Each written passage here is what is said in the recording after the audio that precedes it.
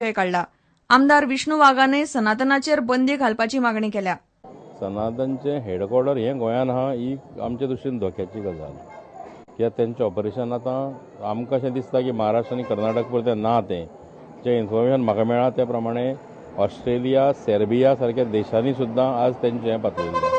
आनी त्या खातीर म्हाजी बीन डिमांड अशी आहा की गोंयांत सुद्दां ह्या संघटनेचेर बॅन घालचो. दुसरी गोश्ट म्हणजे हिंदू धर्माच्या नांवान वर्णाश्रम वेवस्था बळकट करपाचो विचार हो सनातन संस्था मांडटा आनी त्या खातीर ती सगळ्यांत चड धोकादायक गोश्ट. आमी अशेंय बीन पळयतात की ह्या सरकारान 2 मंत्री अशे आहा की ते मंत्री बीन तेंची फाटल्याकड करता.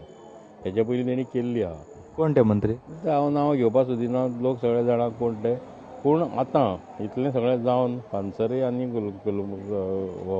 कलबर्गी हत्याकांडांत जर तांचो हात आशिल्ल्याचो सहभागी जायत सनातनचो आनी इतलें आसुनूय मंत्री जर तांकां प्रोटेक्ट करता आसत जाल्यार मुख्यमंत्र्यांनी ह्या मंत्र्यांचेर सुद्दां कारवाई करपाक जाय. पूण हें दाखोवन दिवपाक जाय.